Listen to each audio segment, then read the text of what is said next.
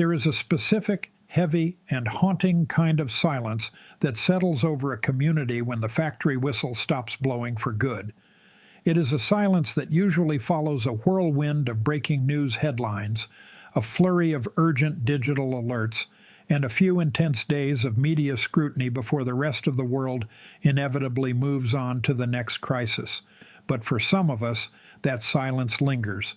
It stays in the mind, echoing long after the news cycle has found a new obsession to feed on. You might have caught the snippets of this particular story, the reports of Canada taking a firm stand, doing something that the United States, even under the direct and frequent threats of the Trump administration, had talked about for years, but never quite brought to full completion. You may have noticed the sudden closure of an electric vehicle plant in Ontario and the familiar name attached to it. But if you blinked, if you looked away for even 24 hours to attend to your own life, you likely missed the much larger, much more profound story that was hiding just beneath the surface of those corporate announcements. What looked at first glance like a routine corporate adjustment, a mere line item on an automaker's balance sheet, transformed almost overnight into a jolting, visceral reminder of how nations define economic sovereignty in a moment when borders are more permeable than ever to the flow of global capital, but not necessarily to cars. And if you felt as though the explanations you heard were oddly mismatched with the stakes of the moment, you are not alone. I felt it too. And that is why we are going to walk through what actually happened, why it matters, and what it reveals about the rules that govern the North American economy. Even when we are told it is governed only by markets, the truth is far more complicated.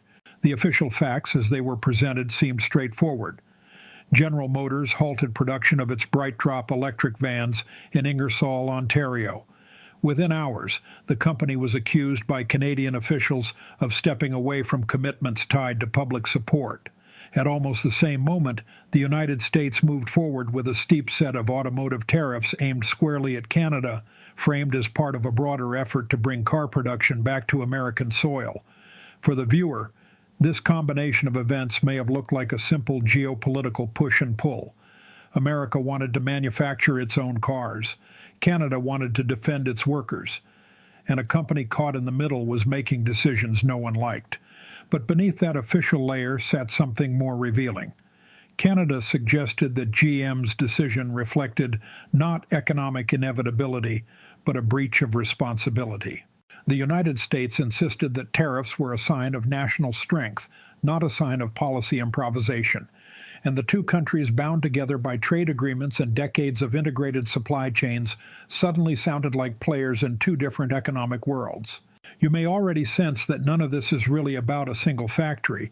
It is about who writes the rules governing production when governments subsidize, incentivize, or shield industries they say they want to nurture. It is about how companies position themselves between competing national strategies and how quickly those strategies can turn into obligations that are enforceable, punitive, or strategically inconvenient. If you are a citizen of either country, this matters more than you might think, because the rules that shape modern manufacturing are no longer written only by markets or CEOs negotiating with shareholders. They are written through public incentives, tariff structures, industrial targets, and political declarations that frame economic identity in language that is sometimes reassuring but often exclusionary. When a government tells you that a tariff will bring jobs home or that an incentive will trigger investment, it is inviting you to participate in a transaction that has deep civic consequences. You are being asked to accept that your tax dollars or your national leverage are being used in a way that will strengthen the long-term foundations of your community.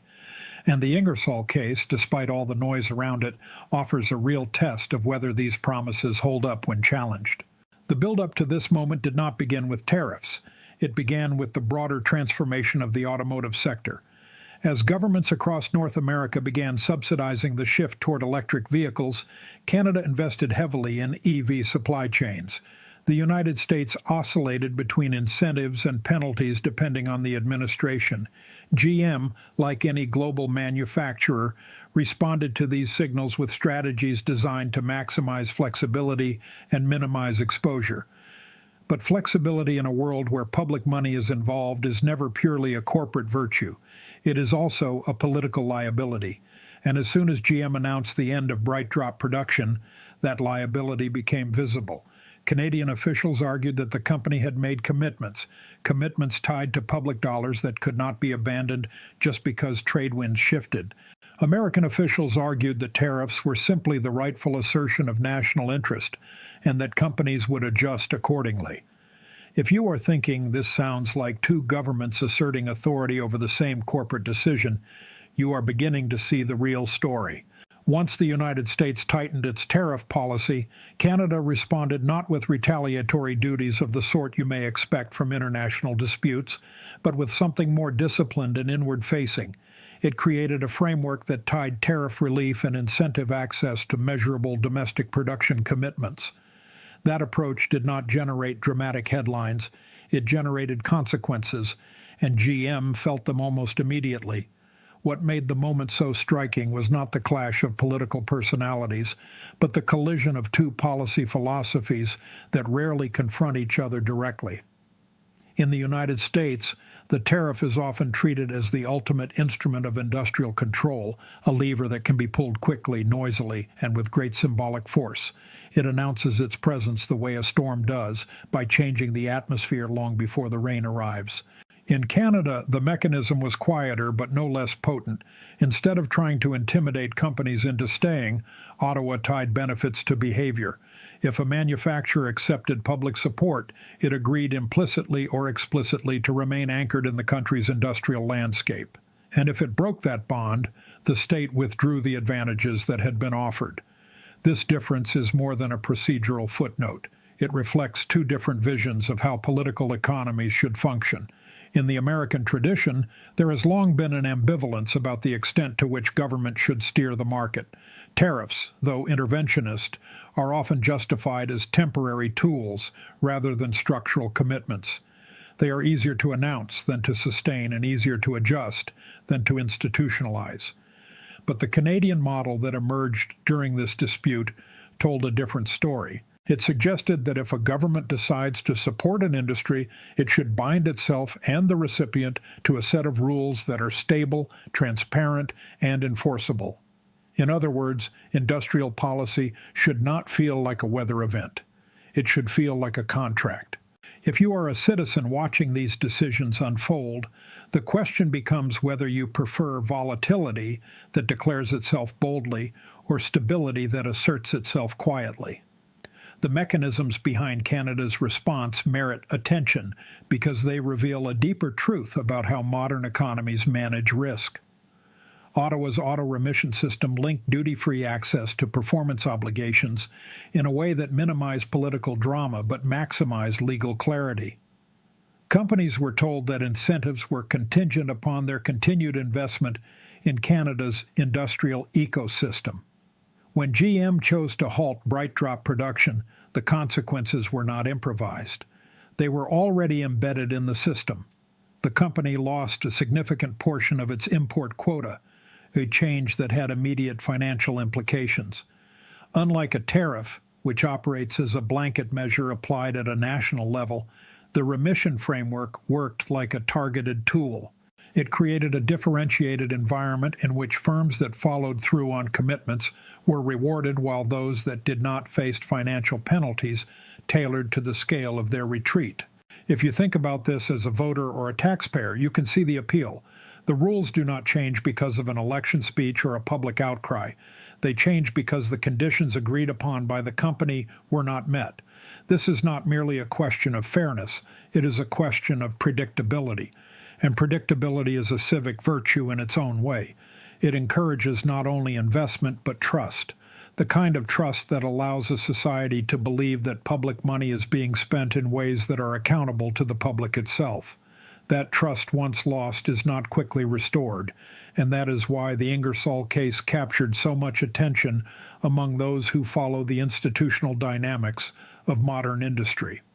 The story was not just that a plant closed, or that tariffs were imposed. It was that two governments claimed authority over the same industrial decision, and one of them had designed a system that anticipated exactly this kind of moment. The key actors in this drama reflected the clash of philosophies as much as the clash of interests. In Washington, the rhetoric centered on national self-sufficiency, on the idea that bringing manufacturing home was an unquestionable good. In Ottawa, the language focused on reciprocity, on the idea that public support required public accountability. Neither position was entirely wrong, but they operated on different frequencies. The tariffs appealed to a sense of identity rooted in economic sovereignty. The Remission framework appealed to a sense of responsibility rooted in civic partnership. And in between these two sets of expectations sat a company trying to navigate a landscape in which every move carried consequences on two fronts. GM was not free to act as a purely private actor. It had become a participant in two competing national strategies, each of which demanded recognition and compliance.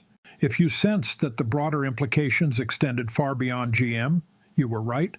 The dispute offered a glimpse into how the North American economy may evolve as nations rely more heavily on industrial policy to guide transitions in energy, technology, and manufacturing.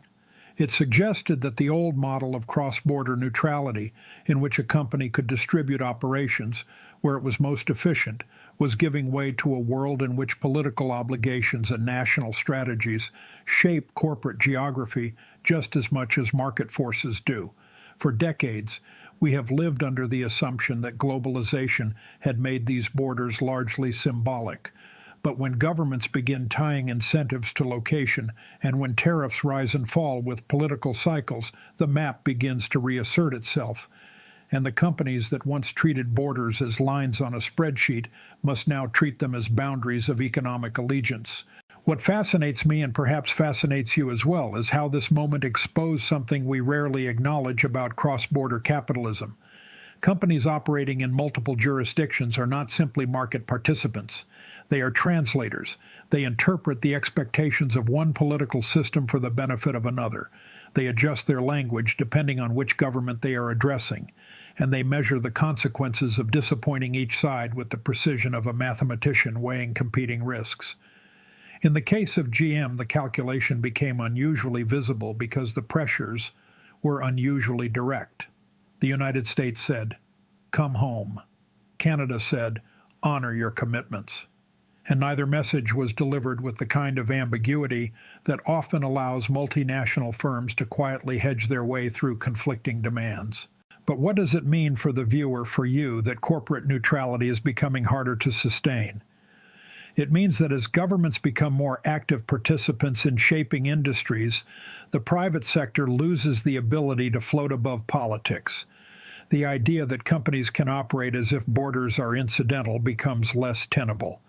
In a world of subsidies, tariffs, incentives, and targeted industrial frameworks, decisions are made not only in boardrooms, but in ministries and executive offices. And when those decisions converge on a single plant, a single product line, or a single community, the tension becomes unavoidable. You see it in the workers who lose their jobs. You see it in the taxpayers who wonder whether their contributions were used wisely. And you see it in the politicians who must defend their strategies even when the outcomes diverge from expectations. This reality carries human consequences that no economic model fully captures. The people of Ingersoll did not experience the closure as a tidy case study in industrial policy. They experienced it as a shock, as a disruption to routines and livelihoods and community identity. And if you have lived in a place where a major employer leaves, you know that the economic impact is only one part of the story. There is also the erosion of the social fabric built around the workplace. There is the uncertainty about whether the next opportunity will come soon enough or whether the community will be forced into slow decline. When policymakers argue about tariffs or incentive frameworks, they often speak in terms of national advantage or global competitiveness. But the effects are always local first. They land on the families who relied on those jobs and who now must adapt to forces over which they had little control. The Ingersoll case also raises deeper questions about political responsibility. When a government subsidizes a company's transformation, who ultimately owns the outcome? Does public investment entitle the public to stability, or is it simply a gamble shared by both sides? Canada's answer leaned toward accountability. If public dollars supported the shift to electric vans, then the company had an obligation to remain rooted in the community that invested in it. The United States offered a different answer. The priority was to redirect production toward domestic soil, even if that caused turbulence elsewhere. Neither response was irrational. Each reflected a different vision of how national interest is defined and defended. For the viewer, the tension between these visions matters because it shapes the stability of the rules under which modern economies operate. Predictability is not merely a convenience for businesses, it is a necessity for democratic societies. You cannot plan your life, your career, or your community when the institutional framework shifts unpredictably. And the contrast between the two policy approaches illuminated exactly this point. A tariff can be imposed with a single announcement. It can be raised, lowered, or threatened again in a matter of months. An incentive framework with defined conditions resembles a legal instrument. It cannot be abandoned lightly without undermining the integrity of the system that supports it. That is why the consequences for GM felt so different depending on which border you were standing near.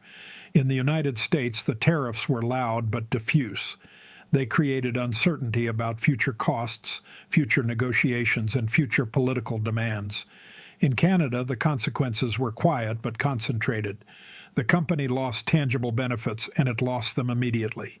If you are thinking about which system provides clearer expectations for long-term planning, you may find yourself reassessing assumptions you have held about which country is more interventionist or which relies more heavily on market forces. The labels are not as straightforward as they once seemed, and yet this dispute was not merely a technical conflict of trade regimes. It revealed something more fundamental about how nations articulate their economic identities. The United States framed its tariffs as an assertion of independence, a refusal to rely on neighboring production. Canada framed its conditions as an assertion of interdependence, a belief that cooperation requires mutual obligations rather than unilateral declarations. These are not just policy choices. They are philosophical statements about how a country understands its place in the world and how it expects companies to operate within that understanding. What emerged most clearly from this confrontation was a reminder of something nations often forget in moments of economic urgency. When governments intervene in markets, they do not simply change prices or incentives. They redefine the moral architecture that surrounds commerce. They shape expectations about what companies owe to the communities that support them and what governments owe to the industries they claim to champion. And those expectations, once established, become part of the civic landscape. You live within them whether or not you find them appealing. The debate over tariffs and commitments was not only about cars, it was about the invisible social contract that sits beneath modern industrial life. The contract that tells you whether public investment is a partnership or a wager, whether borders are sites of cooperation or arenas of contest. This brings us to the deeper institutional lesson, the one you may not see unless you pull back from the week-to-week headlines. The Ingersoll dispute showed how two democracies sharing history, geography, and supply chains can pursue strategies that are not merely different but structurally incompatible. One side sought leverage through volatility, believing that unpredictability could force a relocation of production. The other sought leverage through stability, believing that predictability could bind companies to their commitments. Both systems claimed to protect workers. Both systems claimed to strengthen national resilience, yet the outcomes were shaped more by institutional design than by political intention. The United States relied on the blunt instrument of national power. Canada relied on the fine instrument of contractual expectations. Each method illuminated a different philosophy of governing economic transitions. If you are thinking about which model serves citizens better, there is no simple answer. Tariffs offer a kind of emotional clarity. They declare a national preference and invite the public to feel that their country is taking bold, decisive action. But tariffs also introduce uncertainty.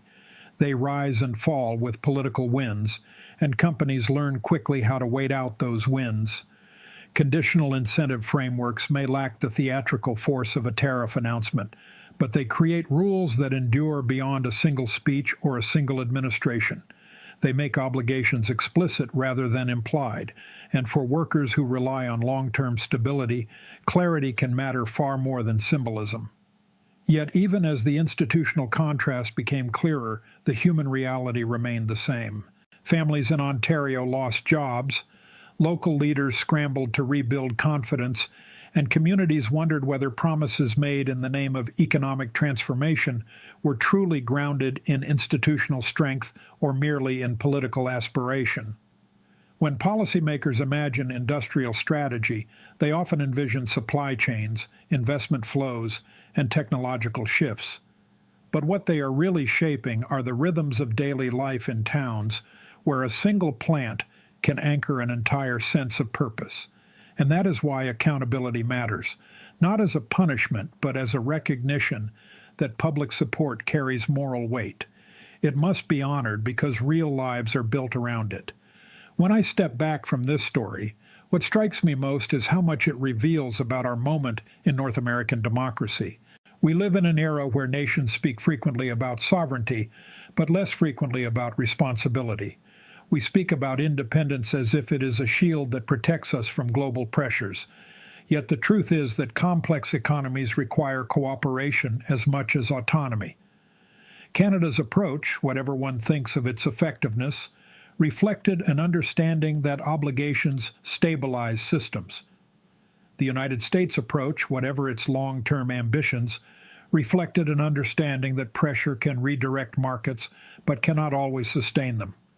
These are not mutually exclusive insights, but they are not easily reconciled either. And companies caught between them become the instruments through which competing national philosophies collide. So where does that leave us? It leaves us with a clearer view of the forces that will shape the next decade of industrial policy across the continent. Firms will no longer be able to behave as if national borders are merely logistical considerations. Governments will no longer be able to subsidize industries without defining what they expect in return. And citizens, including you, will increasingly find yourselves living within systems where economic identity is tied not just to what a country produces, but to how it enforces the commitments that underpin that production. The Ingersoll case was not an outlier. It was an early signal of a shift already underway. As we close this topic, I want to leave you with a few questions rather than a set of conclusions. Which model do you trust more to protect your economic future? A system that announces its intentions loudly but may shift unpredictably, or a system that defines its expectations quietly but binds all parties to them? Which approach gives communities the confidence that public investment will return value to the people who funded it? And perhaps most importantly, what kind of economic citizenship do you believe strengthens democracy? One built on national declarations of independence, or one built on reciprocal obligations between governments, companies, and workers? If you found this examination helpful, I hope you stay engaged with these conversations. A like or subscription is a small gesture, but it helps build a space where we can continue thinking clearly about how politics, history, and institutions fit together in your life and mine.